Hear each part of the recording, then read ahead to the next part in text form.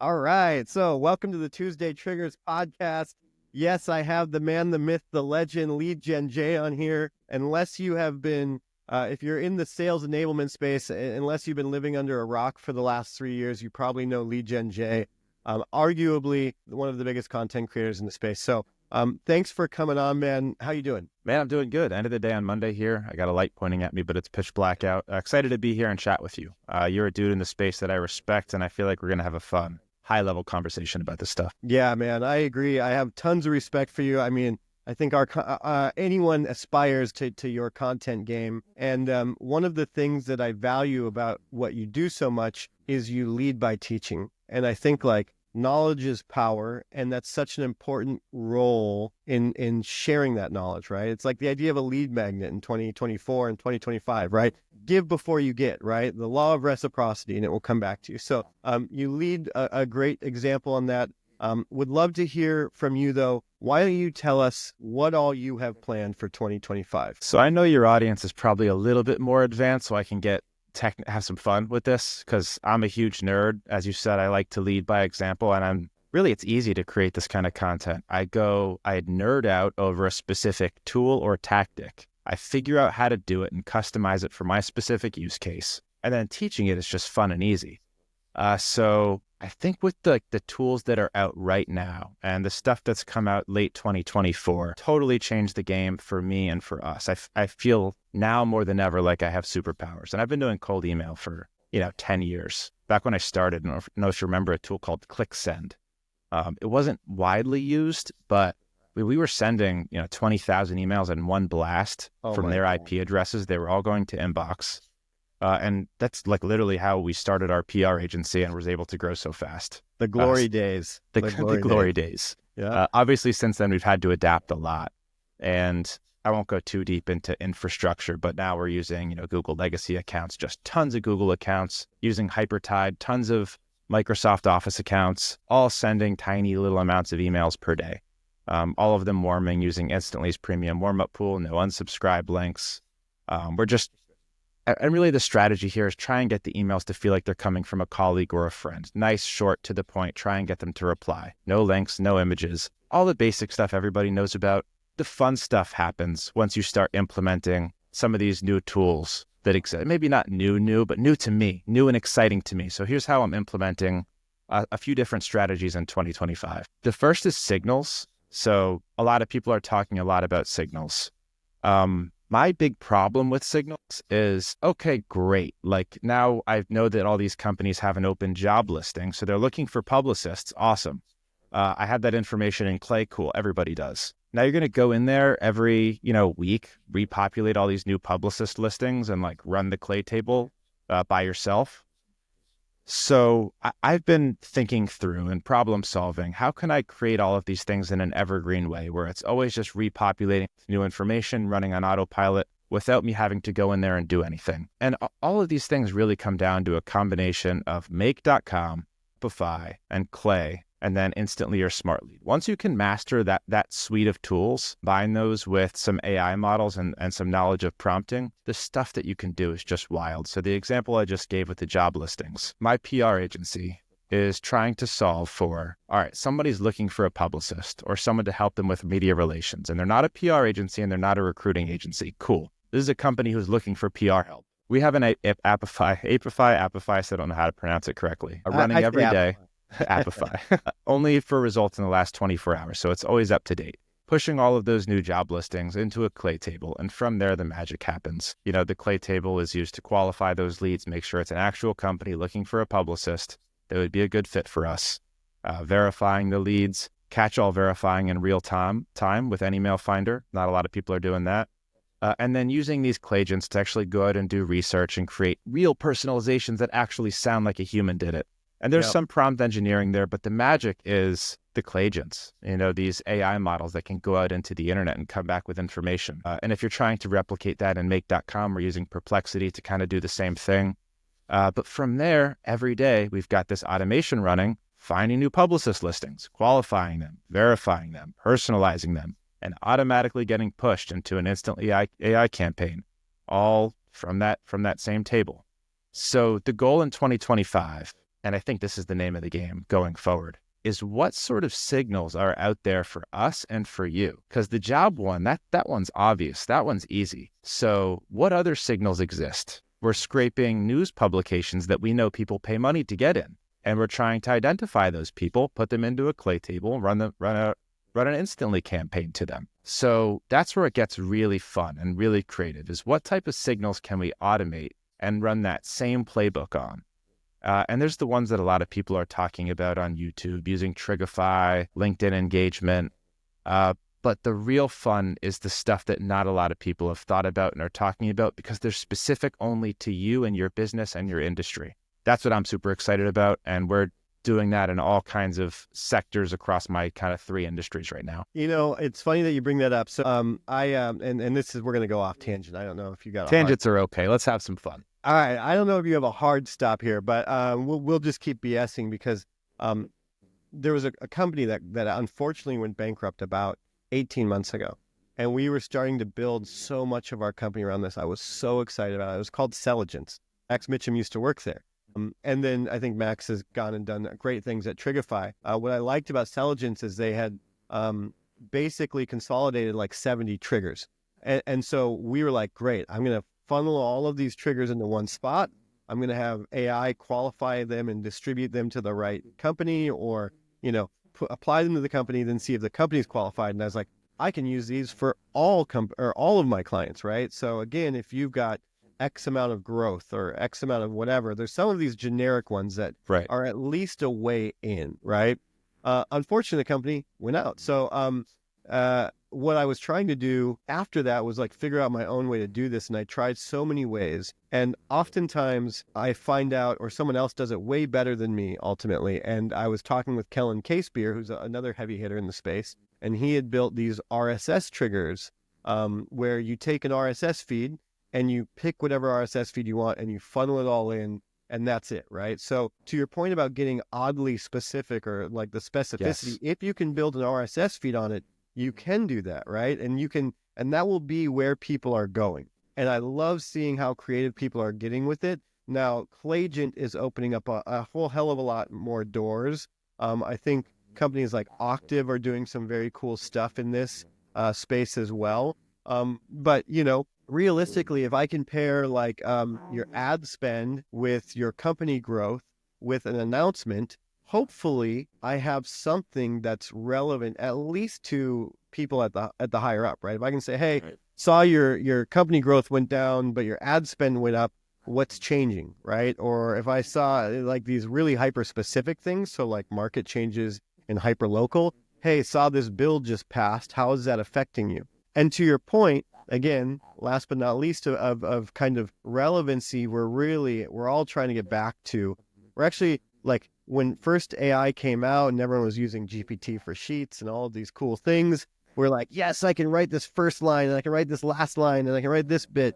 But I think we're trying to reverse it now, put the whole car in reverse and just get back to like, if I were to write this guy a message on LinkedIn, what would it look like? How natural would that feel?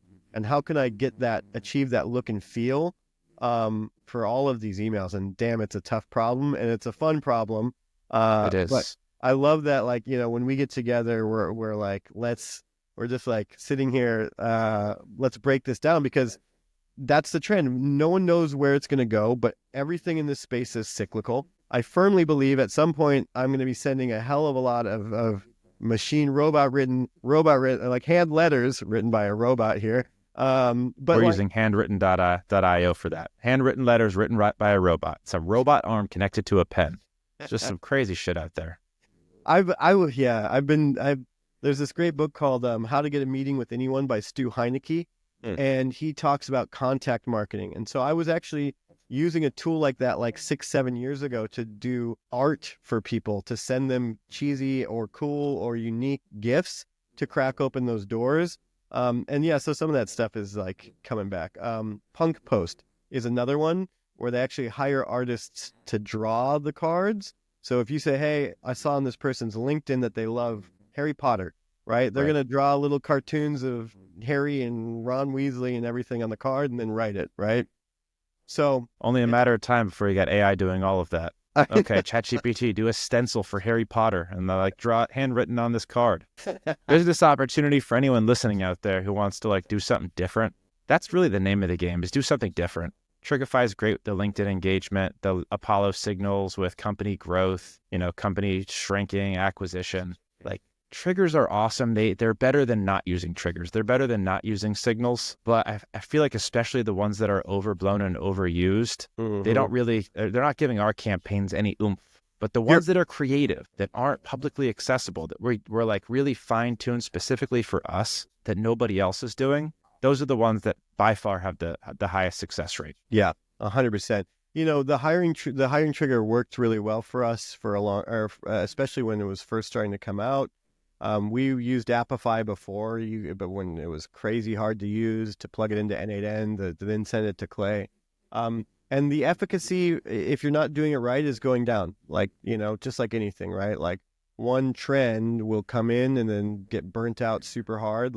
And so, yeah, I think it's going to be a lot of pivoting. But, to that point, I'm also seeing a lot of people having success with just very plain cold emails in the last couple months. Get back to really just having a good value prop. And if your value prop sucks and if no one responds to it, you gotta look inside and you gotta fix it. Because if you can't get people with flat out plain cold emails, then your value props, and you have to like always rely on little hooks and certain things, like you're probably not doing it right. So I think there's going to be a big return to that. Yeah. And then, we were chatting about this prior, but, some of the core competencies, just the core things, right?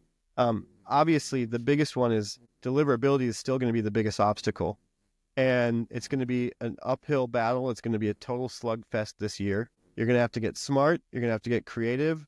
And I think you probably, I know that you sell infra, we sell infra as well, came from the same need. We had to do it ourselves, man. Yeah. I have 50,000 inboxes.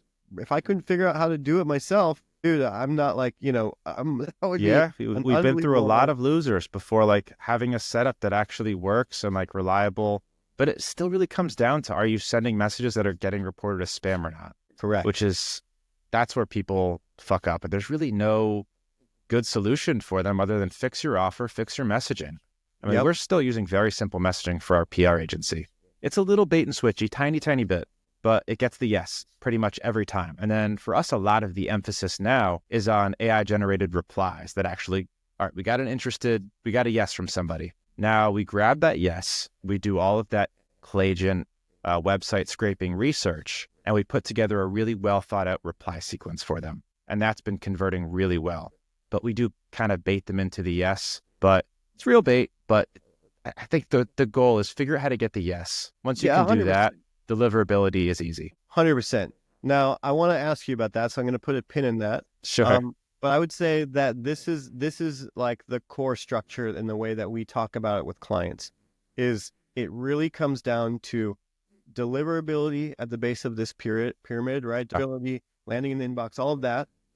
Infrastructure at the base, messaging and targeting in the middle, right? So again, your value prop, what you're offering, all of this is, and how you're approaching that, and then response handling at the top. Yeah. And this is the most often overlooked one, and we can talk about how you guys are handling it, like what we've built here. But here, at the end of the day, you can have the best deliverability in the world, but if your messaging sucks, you're screwed. You can have the best messaging in the world, but if your deliverability sucks, you're screwed. You have the best messaging and deliverability, but if your response handling sucks, you're screwed. And that is the silly little one that is most often overlooked. I want to add one additional one that is often overlooked for people, and one we've been focusing really hard on, and that's list building. Totally. So a lot of people just go into Apollo, grab an industry, grab an employee count, and drop 10,000 leads into a campaign and hope that it's going to go well.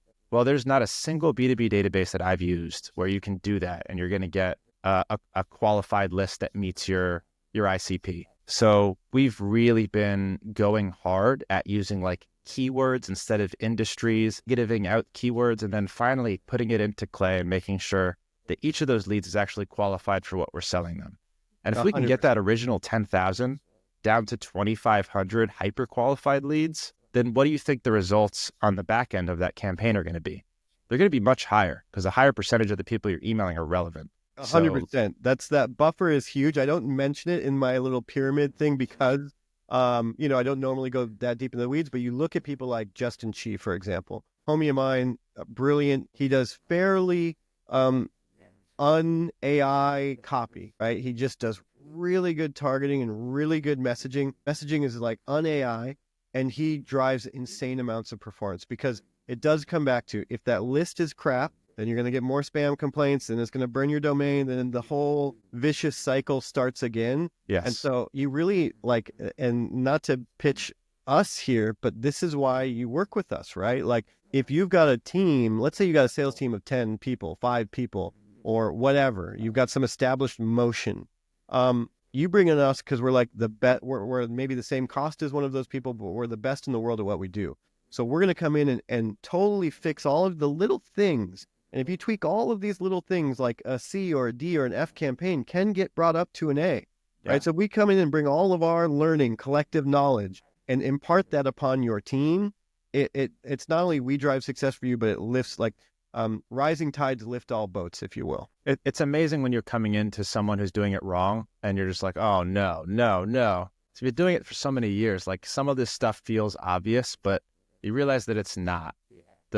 All of those things that you mentioned, the infrastructure, you mess one thing up in your technical setup, you fucked. You have no chance. Whole thing is torched. Yeah, if you're sending to a bad list or you didn't clean it the right way, you didn't filter it the right way, it's torched.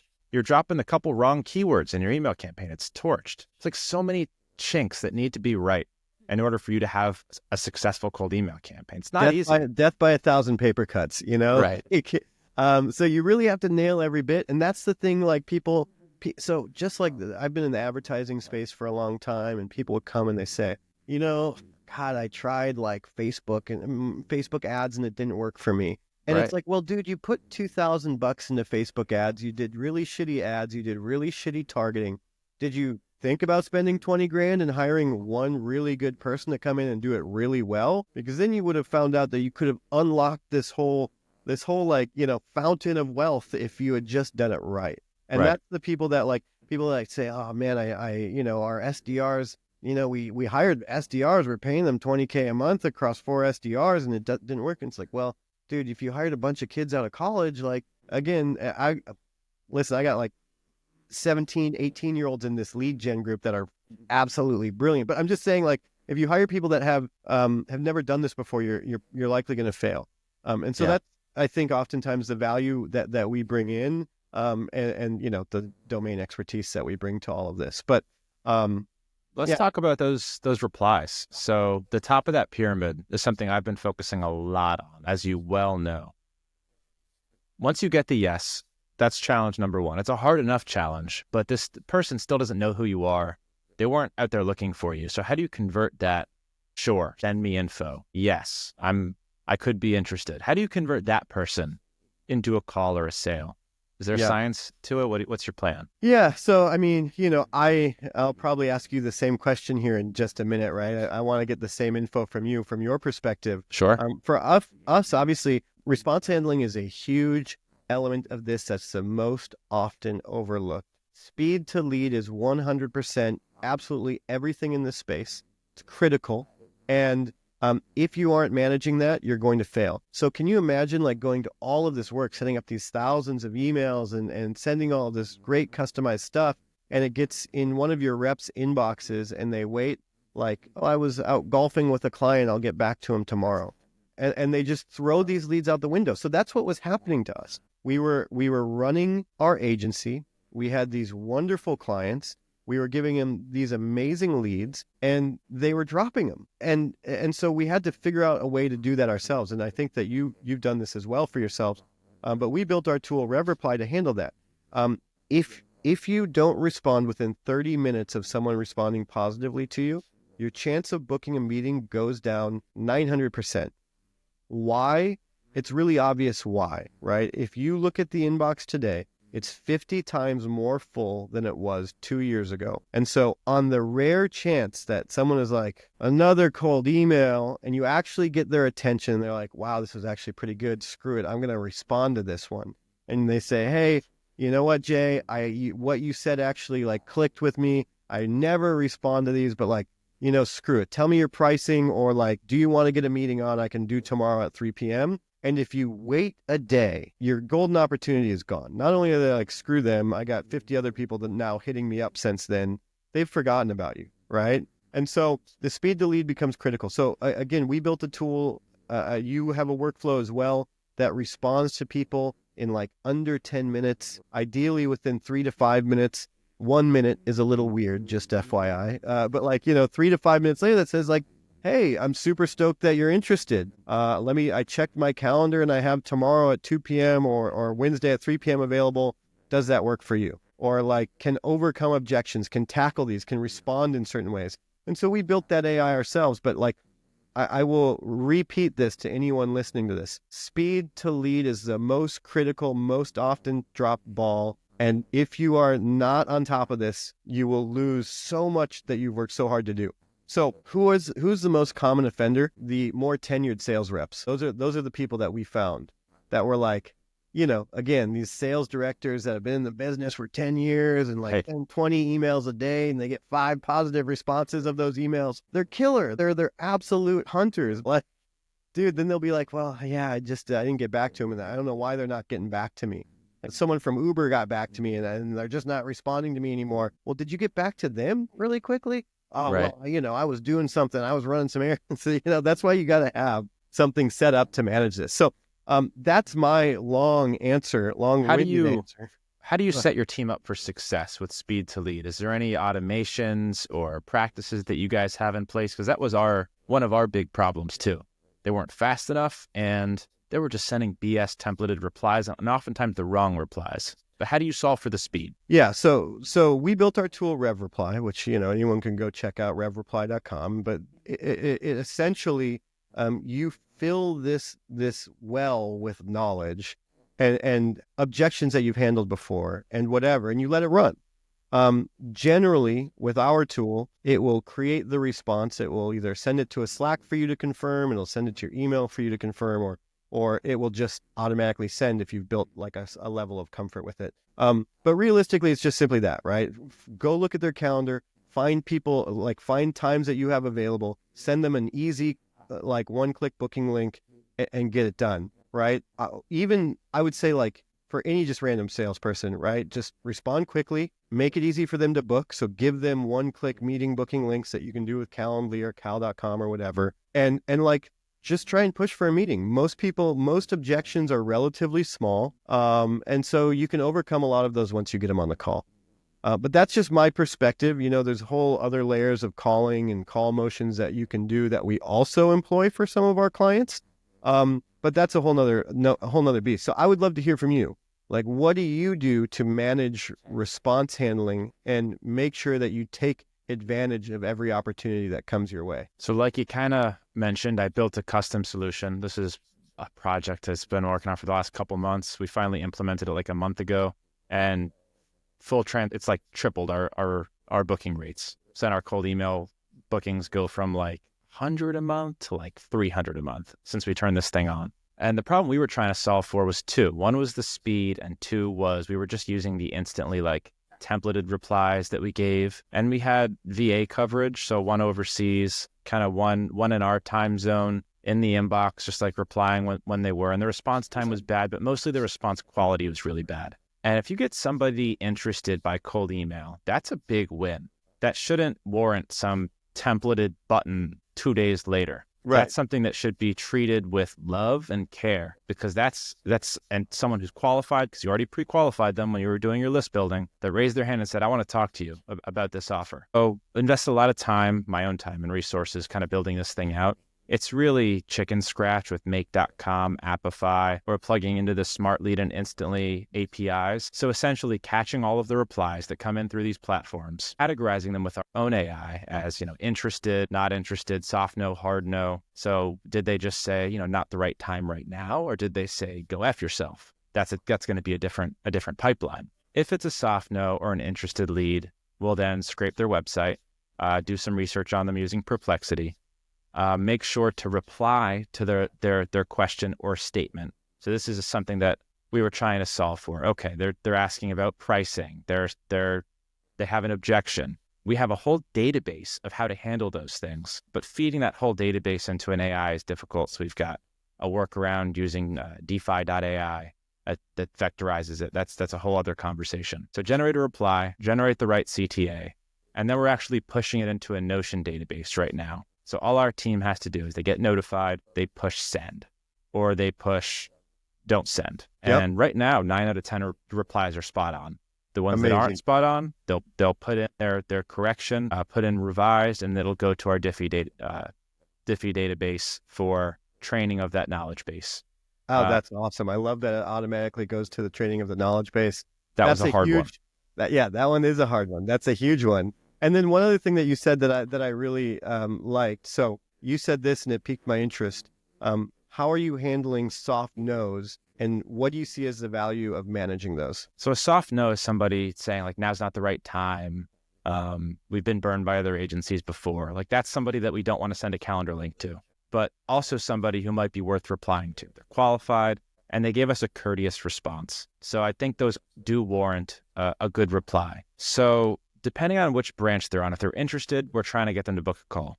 If they're a soft no, we're not sending them a Calendly link. Pretty much every time it's going to be responding to their objection. So I understand now's not a good time for this. After doing some research on their website, we'll be able to say something like, just took a look at your website. You remind me of this client that we once had. Here's a case study on them. And here's a list of our other case studies. If you want to go check it out. And if it's ever a good time for a PR agency, you know where to find us. P.S. We're not going to be emailing you again, but thank you. Have a good day. So that's typically how we'll handle those soft no's. And because I think we do so much work on the research before we send the soft no and we send them something personalized, you'd be shocked how many of those have converted to book calls. It actually works. 100%. And so I think that this is you looking at things like from a PR perspective, right? And the way that I used to look at things from an advertising perspective is there's like branding and awareness at the top, right? Right. So getting in front of people and like not burning that bridge. So if you get these soft no's and you can send them something thoughtful in response and say, hey, like that's totally great. Here's this case study or this framework on how we did this just in case. Would love to connect with you on LinkedIn. Here's mine. You would be amazed at how many of these you see, coming back in, and you're like, oh, you've got you're tracking your website visitor pixel on, and you see like, oh, they then went and hit the website a couple times, and you're like, right. Perfect. And so, and then the other thing is, if you're doing good targeting and good messaging, the key to success in the coming year for most companies who don't have the world's largest TAM is finding those 10,000 really good prospects. And if you can cycle people every 45 to 60 days and you have like 10,000 good contacts and you're not totally pissing people off, that's the key, man, because most people don't have an endless TAM. So you got to treat all of these things with care. As long as you're doing a good job, do that soft no response, right? Keep that alive. And it's a good place to be. Let me ask you one follow-up question there. Recycling your TAM, recycling that list, that fine-tuned list that you've built, maybe if you don't have the biggest target addressable market in the world. I agree about recycling it. In fact, we do it like every 6 months, but it's sloppy. How do you recycle that list? Do you have a strategy for it? What does that look like? So nothing is ever set in stone with us, but I think that here's one good way to here's like maybe a little hint about like how we might do it, right? When we talk about messaging and angles, right? We talk about like, we've got, from a hammer to a scalpel and 20 tools in between. We're going to try and take a new stab at things, right? So we're going to try and use a new tool. A great way after 45 to 60 days to reach out to someone, like, okay, if here's your normal outreach, I would say 45 to 60 days, and you can shrink this or lengthen it depending on how good your outreach is. But dividing it with like an incentive campaign, and this may be a little taboo, right? People are going to go, oh my God, I can't believe this. But we find that we love incentive campaigns over here. What's an incentive campaign to us? That could be anything from, hey, like a lead magnet, right? Incentivizing them to respond, right? Offering value, law of reciprocity, from a lead magnet to like a lunch and learn or Bulls tickets or whatever. We have clients that send 250,000 emails a month. and they offer everyone a set of AirPods because they have reverse engineered exactly the cost for them to end up net positive. So, hey, would love to buy your team lunch. If you've got a really complex product, would love to buy your team lunch and get you guys on for a lunch and learn so we can walk through how cloud compute could impact your business, right? Yeah, love that. If you have something that's like a super high ticket item, I'm going to be in Chicago. Let's get some front row tickets. Or let me send you a bottle of Johnny Walker Blue. Or is that the expensive one? Blue, yeah, Johnny Walker Blue. And let's bullshit about this, right? And so there's this whole spectrum of different things that you can kind of offer to start building relationships. Now, that doesn't work with everyone, right? Like if you're a $100 a month SaaS company, you can't go say, hey, let me give you this $500 bottle of whiskey, right? You got to back into what actually works for you. But if you say, hey, look, A, let's look at this as relationship building. B, let's have a little fun. Who doesn't love like giving something away, right? Yeah. If you do this in a way where, again, you're offering value, you can have a little fun with it, and like, hey, if I crack open, 20 calls and our average close rate is 40%, let's say with this, we know we're not getting people as interested. So it's only 20%, right? So if I know that, I'm going to open 20 calls by offering some tickets or dinner at a nice restaurant, I'm going to close 4 of those. And each of those is going to be 10K. Well, shit, why are you doing anything else, right? So right. Again, the metrics like that are never like that, right? You really have. What is the technical process? You said 60 days later, let's like hit them with this campaign. Is that some kind of automation that you've built? Are you downloading only leads who have not responded to your previous campaign? What does that look like? Generally, yes. Generally, it's anyone who hasn't responded, we will then take those leads out after 45 days and start saying, hey, how can we hit these people with a new angle, right? And what is that angle going to be? And then we continue to do the same thing over and over. Now, we do have clients that their TAM is 4,000 people, right? And so you don't really get the luxury of like saying, hey, we're just not going to go after the ones that didn't respond. We have to go after every one of these people, and we have to like get in their ears, right? Maybe send them some physical mail. Totally. Go extreme. Yeah. Show up at their door. No, don't do that. I think, again, there's a term that comes from advertising and probably relative to you in some way, but is this term in the 2010s called banner blindness, right? Where people saw so many of those banner ads that they eventually lost all efficacy, or there was no value to any of them because people were blind to these ads. And I think that that's the same with email now. People are blind to cold email for the most part. So by 45-day mark, even if they told you to F off and that they were going to file a lawsuit and they were going to have someone show up at your door, they've forgotten about you in 45 days. So again, this is not like technical advice for anyone watching this. Use your own instincts. I'm not saying we do anything, but generally speaking, most people will kind of forget about you in a certain amount of time. Just do good stuff, right? Like make good emails that aren't annoying and target people well. And even if they say no, 45. You reminded me of one of the signals that's actually working best for me, that we're blinded to cold email. People are doing it and they suck at it. So I sell email infrastructure, email training, just like a lot of the people probably listening to this. A lot of people are really bad at cold email. If I go into my spam, I don't know when's the last time you opened the spam of your mailbox. People don't really check it. It's a lot of really bad cold emailers. That is ripe for the picking for anyone who sells cold email services. So I've got a Make.com automation that actually goes through all of my spam, identifies that's a cold email, and then adds them to an Instantly Drip campaign. Yeah, exactly. I love that. That's converts amazing. Like crazy. It's got like a 35% positive reply rate. Responding because this is just wanted to let you know this is a terrible email. That's so good, man. Yeah, found this in my spam. In case here's a video on how to fix it so it doesn't happen again. So it actually replies from my primary mailbox that they sent it to, just to make sure that it goes through to them, they get it, and then it adds them to the Instantly Drip campaign. But it works like a charm. Feel free to steal that if you're a cold email guy. But that's something nobody's teaching that. That's something I was like, oh shit, that's a signal that could work. How can we build this and set it up?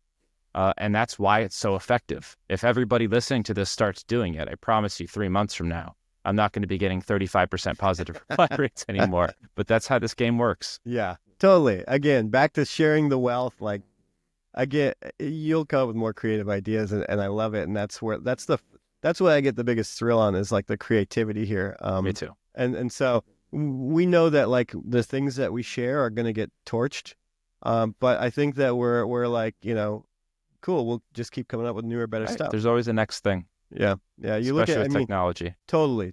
And we, you and I, are lucky enough to have met so many people that are constantly innovating and coming up with this stuff. It's a pretty cool space to be in. So, yeah, man, a great session as always. I would love to spend another a little bit more time soon, and I would love to have you come speak with our group, Tuesday Triggers.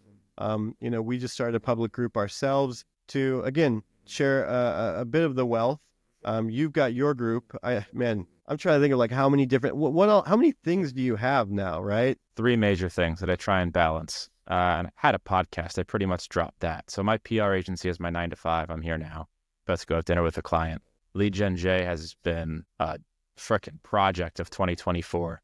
And now I'm also involved in a B2B peptide company that we just started. So that is going to be a very fun one to do some cold email for. We're gonna crush it.